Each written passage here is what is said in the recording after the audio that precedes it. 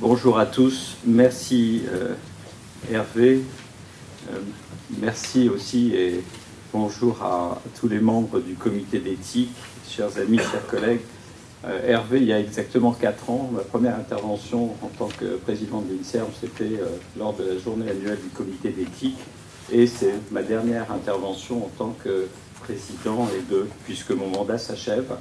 Et je dois dire que ces 4 années ont été extrêmement riches dans les échanges et je veux vraiment profiter évidemment de cette circonstance pour remercier Hervé, pour remercier l'ensemble des membres du comité d'éthique. Mais au-delà, parce que vous le savez, je vois dans la salle Madame Filatro et Madame Dosquet, cette structure que nous avons avec le comité d'évaluation d'éthique de l'INSERM et la délégation à l'intégrité scientifique et ce comité d'éthique.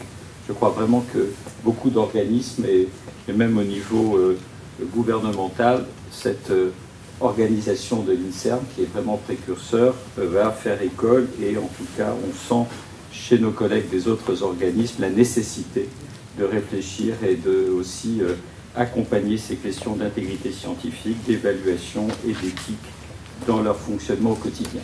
Donc merci pour le travail que vous avez fait ces 4 dernières années. J'ai eu l'occasion évidemment ou de l'initier ou de l'accompagner, en tout cas de le suivre. Hervé a évidemment rappelé l'initiative récente sur l'édition du génome et notamment l'organisation, l'institution ARIGE qui prend maintenant une visibilité internationale. Donc vraiment, je dois reconnaître que toute l'initiative vous revient avec vraiment beaucoup d'insistance, beaucoup de conviction, beaucoup de détermination pour la mettre en place. Et je crois que c'était vraiment un exemple important.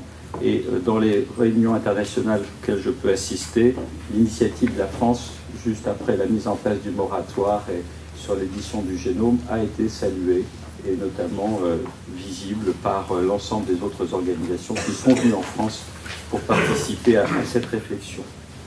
Donc le comité a été très actif dans l'année passée, en 2017, et Hervé l'a rappelé, notamment dans la préparation des états généraux de la loi de bioéthique, dont on vient de recevoir le rapport, et qui aborde plusieurs des sujets, évidemment, qui font l'objet de vos travaux et qui concernent la thématique de cette journée. Vous avez choisi d'échanger, de travailler sur le thème de l'éthique à l'ère de la médecine génomique. Évidemment, ce thème est ancien. Ce sont des sujets qui sont traditionnellement débattus en éthique, mais l'acuité de ces questions posées par le diagnostic génétique reste entière, notamment avec la rapidité des progrès technologiques, vous allez en parler, la diffusion des tests, la multiplicité des laboratoires et surtout d'autres officines privées qui proposent le séquençage. Et donc l'acuité de ces questions est évidemment entière. Et surtout, la médecine génomique est une réalité, ça n'est pas la médecine de demain, c'est déjà une réalité qui va toucher le grand nombre avec des conditions d'exploration du génome qui vont faire émerger et qui font émerger des questionnements tout à fait nouveaux et différents de ceux que nous avons eu l'habitude de poser ou d'appréhender.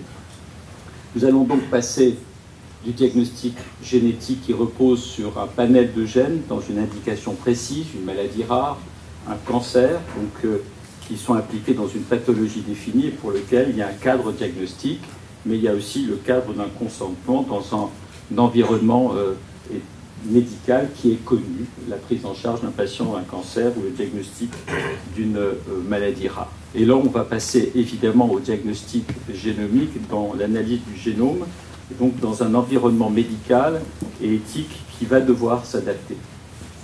Pour certains, et dans les discussions même entre des collègues et des généticiens, c'est ouvrir la boîte de Pandore, mais de toute manière, la technologie est là, et nous ne pouvons pas nous cacher les yeux sous prétexte que nous n'avons pas encore les réponses à toutes les questions que ces avancées vont nous poser. Réfléchir à l'accès au diagnostic génétique, l'organiser, l'intégrer et le mettre en place dans le cadre du soin, c'est l'objectif du plan France Médecine Génomique 2025, sur lequel je vais revenir sur les questions qu'il pose.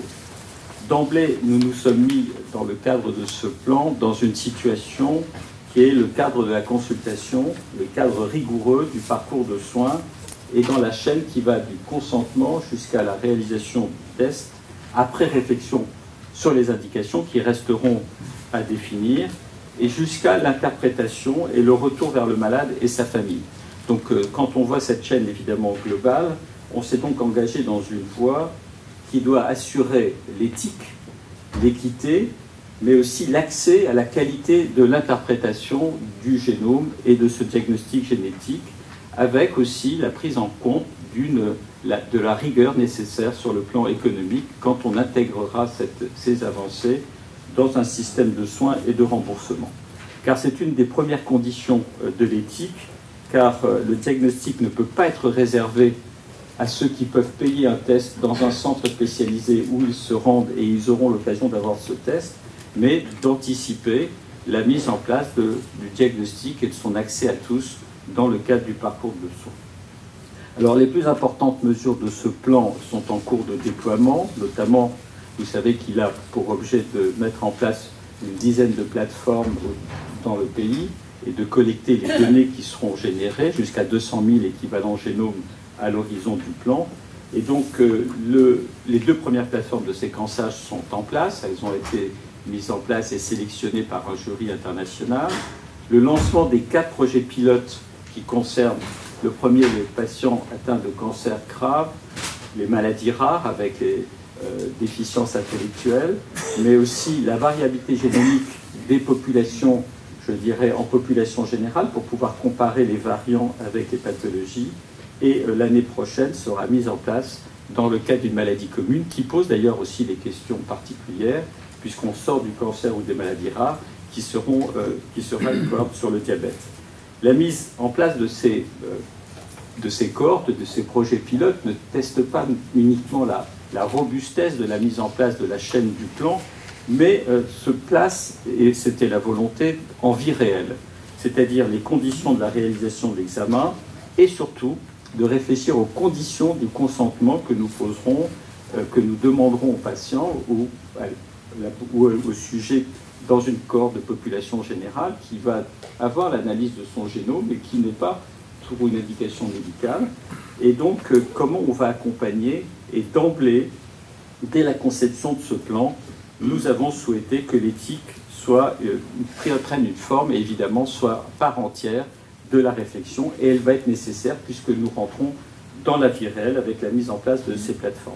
Et d'ailleurs, la ministre Marisol Touraine, dans le cadre de ce plan, avait saisi le CCNE sur cette question du consentement et du diagnostic génétique, et cette réflexion rentre dans le cadre de la discussion sur la loi de bioéthique.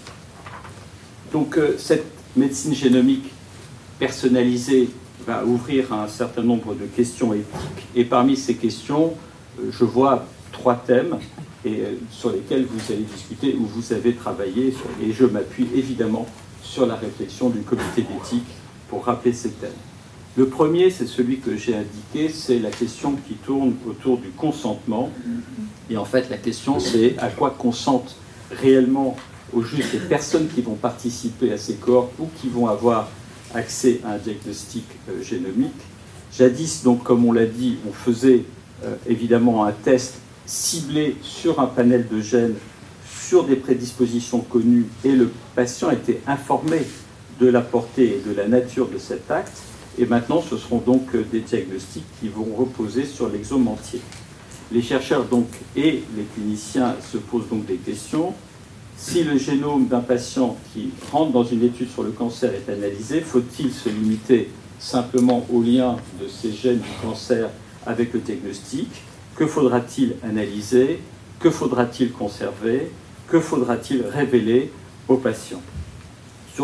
Du point de vue du patient maintenant, le gène évidemment lui appartient, mais il est partagé avec sa famille, avec ses ascendants, ses descendants, ses collatéraux, et ceux-ci ne consentent pas forcément à être informés sur la nature et les risques de ces gènes, ou que ces gènes peuvent révéler, ou ce diagnostic génétique peut révéler.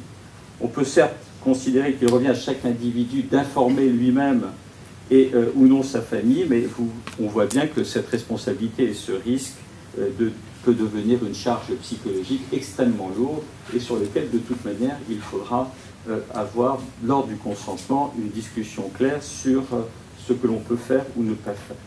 Si l'on identifie une prédisposition à une pathologie sans thérapie efficace connue, c'est la question absolument classique, sans thérapie efficace, une pathologie ou une prédisposition à une pathologie qui peut se déclencher dans 5, 10 ou 20 ans, ou changer la vie du patient, sa représentation de son propre avenir, au-delà même de la pathologie pour laquelle il est suivi, mais aussi le rapport à ses proches.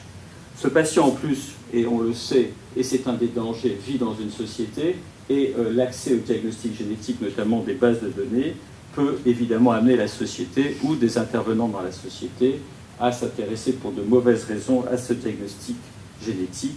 Et vous savez évidemment que tout l'enjeu est la protection des données, l'enjeu de la confidentialité, de la vie privée, avec tout ce que l'on discute sur l'utilisation de ces bases avec les GAFA ou autres, va nous poser évidemment un certain nombre de questionnements. Le deuxième domaine, c'est celui du sens des données, de notre ignorance et de l'évolution de la science, mais qui rejoint aussi celui de la traçabilité et de la réutilisation des données. La recherche en génomique, c'est évidemment un work in progress, où de nouvelles connaissances vont venir s'ajouter sans cesse, et de nouvelles données nous incitent à relire celles qui existent déjà, et c'est donc toute la question de la réutilisation ou la relecture des données. On sait acquérir, on saura et on sait stocker ces données. Cela veut dire que si nous les interprétons, nous aurons donc à revenir sur cette interprétation. Le séquençage au débit converge vers, on le sait, un coût modique, à quelques centaines d'euros, pour séquencer tous les gènes exprimés. Et donc ces données massives vont impliquer de plus en plus la gestion bioinformatique et la question de la durée de la conservation de ces données, et aussi des algorithmes qui vont au fur et à mesure s'enrichir et qui vont être créés, posent un certain nombre de questions. Comment établir et communiquer avec des niveaux de certitude, des niveaux de certitude et d'incertitude, et comment aujourd'hui informer correctement le patient sur ces niveaux de certitude et d'incertitude, et de lui dire que les gènes sont figés, sont fixés, mais que l'interprétation n'est pas figée et fixée, et qu'il va éventuellement falloir parler de probabilité, mais aussi de la possibilité ou pas de revenir sur les données. Il y a aussi le décalage entre la promesse diagnostique de dire nous allons analyser le génome car on espère trouver des gènes qui pourraient ouvrir à des traitements, et le décalage complet thérapeutique ou l'absence de thérapeutique alors que l'on découvre une anomalie génétique. Et là, on aborde évidemment une réalité beaucoup plus complexe dans laquelle on va intégrer le malade, c'est-à-dire sur l'incertitude que nous avons, nous, et le niveau de nos connaissances, et surtout d'impliquer la réflexion sur la nécessité de revenir constamment sur ces données et les réutiliser. Donc, que faire aussi donc, quand une information nouvelle arrive sur ces données anciennement stockées et sans rapport avec le protocole et les conditions avec lesquelles et pour lesquelles ce diagnostic a été réalisé. Combien de temps faut-il stocker les données? Si les données appartiennent, si le génome évidemment est celui du malade et les données lui appartiennent, à qui appartient l'interprétation? Est-ce que nous pouvons revenir et réinterpréter? Et est-ce que cette interprétation est uniquement de la recherche ou est-ce que cette interprétation doit être partagée? Et qui doit donner l'autorisation de réanalyser les données et de revenir sur l'interprétation? Donc là, la question du consentement est entière, j'y reviens, et on voit bien qu'il y a un lien entre toutes ces questions, évidemment. Faut-il donner un blanc-seing à partir du moment où on a son diagnostic génomique? Faut-il avoir un consentement qui est en continu, qui peut évoluer, et à quel moment on peut le réactiver? Ou bien faut-il le reformuler? Le troisième domaine, c'est celui des découvertes incidentes. Je ne discute pas parce que vous avez produit déjà un rapport qui est sur le site du comité d'éthique et le site de l'INSERM, c'est en 2014, et vous avez proposé un certain nombre de mesures qui sont d'ailleurs aujourd'hui utilisées par notamment l'IGR, un certain nombre de collègues. Je n'aborderai pas non plus des questions beaucoup plus fondamentales comme le diagnostic préconceptionnel, le diagnostic prénatal, le dépistage en population générale. Toutes ces questions sont abordées par CCNE, mais je suis sûr que le professeur Mandel éventuellement les abordera dans son intervention. Donc, cher Hervé, mesdames, messieurs les membres du comité d'éthique, tous les ans j'ai essayé aussi, moi, d'initier ou de vous proposer un certain nombre de questions, de réflexions que vous saisissez ou pas. Et je crois que, évidemment, et Hervé le dit souvent, une des missions du comité d'éthique, c'est d'anticiper sur ce qui va arriver et de ce que nous aurons devant nous, plutôt que de suivre les avancées technologiques et d'essayer de rattraper. Alors, pour terminer, je voudrais effectivement réfléchir, comme on l'avait fait pour l'édition du génome, à deux pistes sur lesquelles vous pourriez, et tout va dépendre de l'avenir, du comité d'éthique, de son programme de travail et de ce que l'INSERM décidera, deux questions quand même qui sont déjà là et qui peuvent poser un certain nombre, ou sur lesquelles nous avons besoin d'un certain nombre de réponses. La première, c'est sur l'utilisation des larges données qui vont être mises à notre disposition. Le président de la République, lors de la remise du rapport Villani, a fait un grand discours le 29 mars sur un grand plan sur l'intelligence artificielle, et il a mis deux priorités en avant, la santé et les transports, et même parler de la mise en place de ce qu'il a appelé un F-Data Hub, qui est une structure qui va colliger l'ensemble des données au-delà du SNDS, le Système national des données de santé, mais l'ensemble des données obtenues dans la santé qui sont financées par des financements publics, c'est-à-dire la recherche clinique, les données biologiques, même jusqu'aux données biologiques de ville, les données de omique et notamment les données de génomique, dans une base de données et dont la préfiguration, et en tout cas la gouvernance, s'est mise en place hier sous la responsabilité du ministère de la Santé et de l'Adresse, avec un groupe de pilotage auquel l'INSERM participe. Donc les débats sur l'intelligence artificielle concernent complètement évidemment la médecine.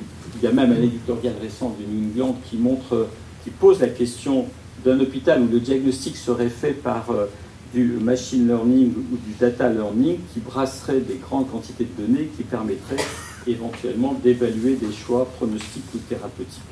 Mais ces algorithmes de décision vont évidemment avoir ou des erreurs ou des biais ou poser un certain nombre de questions. Quelles seront les conséquences de l'utilisation des bases de données croisées, le risque de réidentification, qui est non seulement un risque, mais qui est quasiment, je dirais, aujourd'hui faisable lors du croisement des bases de données, la réidentification, même des données des bases de la SNIRAM, sont tout à fait possibles. Et on peut même, par dérogation, obtenir la réidentification, notamment pour des questions de pharmacovigilance, par exemple, l'exemple de Donc, comment et que se passera-t-il lorsque nous aurons l'occasion ou la possibilité de réidentifier un individu au sein du maquis de ces données? Nous aurons aussi les mêmes problématiques que je viens d'évoquer sur la génétique. L'utilisation d'algorithmes et la capacité ou la probabilité de modéliser des données croisées et de prédire et d'avoir éventuellement la survenue d'une pathologie, notamment un infarctus du myocarde ou un AVC.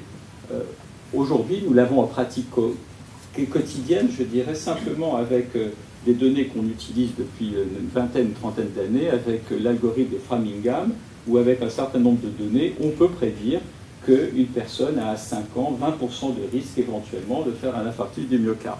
Je ne sais pas d'ailleurs comment nous sortons de cela et comment nous le disons, ou comment on informe le patient de ce risque. On travaille sur les facteurs de risque, mais on a un premier algorithme qui nous permet d'avoir une fréquence ou une incidence possible. La question, c'est qu'avec les algorithmes que nous allons avoir, on va pouvoir prédire cela de manière beaucoup plus précise et avec éventuellement des délais ou un pronostic qui pourrait être assez effrayant. Et la question, c'est comment on utilisera ces données pour établir un pronostic et qui peut influencer significativement, évidemment, une décision médicale, notamment en réanimation, un certain nombre d'algorithmes qui donneront des pronostics extrêmement clairs ou alors très précis et qui pourront peser sur les choix thérapeutiques. Donc comment évoluera la responsabilité du médecin et du soignant avec ces choix? Que fera-t-on si l'évaluation humaine clinique est différente de ces évaluations sur ces algorithmes? Donc ce sont des questions sur lesquelles il faudra peut-être réfléchir, car nous allons avoir dès 2019 la mise en place du Health Data Hub, et notamment déjà avec les données de santé.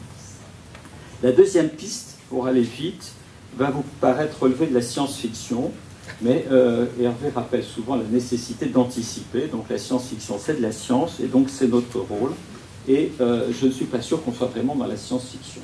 La question que je vais vous poser, que je souhaiterais vous poser, fait l'objet de publications déjà scientifiques très argumentées, très poussées, et il s'agit du développement et de l'utilisation des organoïdes, et notamment, vous savez que l'INSERM a mis en place un accélérateur de recherche technologique sur cette technologie qui va donc diffuser très rapidement dans les unités de l'INSERM. Il s'agit donc à partir d'une cellule souche ou bien de cellules reprogrammées de développer des organoïdes in vitro, que ce soit un cœur, que ce soit un rein et que ce soit un cerveau. Et concernant les organoïdes du cerveau, ceux-ci peuvent représenter évidemment des outils extrêmement intéressants, du cerveau normal ou du cerveau pathologique, c'est déjà ce qui se passe, pour l'étude du développement ou pour l'étude évidemment de la fonction cérébrale. Leur place vis-à-vis des modèles animaux doit être précisée, et c'est une vraie question, et vous avez réfléchi sur les expérimentations animales et la place des organoïdes en termes de alternative aux expérimentations animales est une alternative extrêmement importante sur lesquelles on doit vraiment réfléchir et qui sera sûrement une porte de sortie par rapport à l'expérimentation animale. Mais plus on se rapproche des modèles humains, plus on peut se poser des questions qui relèveront de l'éthique. Je ne suis pas en train de vous dire comme Cabanis au temps des Lumières que le cerveau sécrète la pensée comme le foie sécrète la bile, mais tout de même, plus on se rapproche de modèles, en tout cas in vitro, humains, plus on peut se poser cette question. Ces structures en 3 dimensions, notamment celle du cerveau, peuvent survivre dans des boîtes de pétri pendant au moins 2 ans. Et les analyses que l'on voit, c'est qu'elles s'enrichissent, quand on parle d'un certain nombre de cellules reprogrammées, de plusieurs types cellulaires, et lorsque l'on parle donc de cellules plus embryonnaires ou pluripotentes. Ces structures sont évidemment limitées en nombre de cellules, en taille, mais la question à terme de la fonction peut se poser, et notamment de leur utilisation lorsque l'on les utilise dans des chimères, en greffe animale, ou dans une greffe animale adulte ou en développement.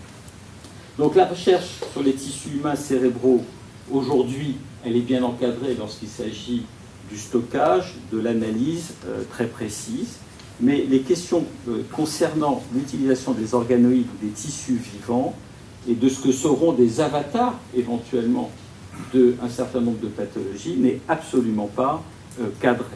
L'obtention d'organoïdes, par exemple, à partir de patients, de cellules reprogrammées de patients atteints d'autisme ou de schizophrénie, est-ce que, effectivement, on va avancer sur la compréhension de la pathologie, mais quels seront les termes du consentement à partir de ces patients lorsque l'on prélèvera des cellules de peau et que l'on reprogrammera pour des cellules neuronales.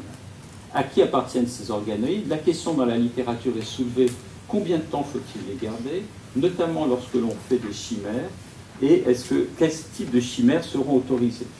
Les chimères, on voit évidemment dans des modèles murins, mais des chimères, notamment dans des primates non humains, peut poser un certain nombre de questions. Donc si la technologie progresse, peut-on envisager de collecter même des informations qui sont sur plus des fonctions cérébrales, éventuellement sur la mémoire, à partir des individus à partir desquels on a obtenu ces avatars? Ces questions, elles ne sont pas que de la science-fiction. Il y a eu un colloque plus récemment, en mai, il y a 1 an déjà, en mai 2017 à la Duke University, sous l'initiative du NIH, qui a posé ces questions et qui se sont interrogés. Donc, cher Hervé, mesdames, messieurs les membres du comité d'éthique, chers collègues, je crois que j'ai posé beaucoup de questions. J'ai évidemment pas la réponse, mais ça, c'est votre travail. Toutes ces questions, comme tous les ans, témoignent évidemment, et vous en êtes plus conscient et plus que moi, de la complexité, de l'accélération technologique sur lesquelles on est toujours en train de courir derrière. Mais notre travail, comme je l'ai dit à plusieurs reprises, c'est d'anticiper dans un dialogue entre les chercheurs et aussi la société. Et l'on voit la difficulté que l'on va avoir à communiquer sur ces questions. Donc je vous remercie pour votre travail, je vous remercie en général pour la science et surtout pour l'INSERM. Et je vous souhaite une très bonne journée d'échange.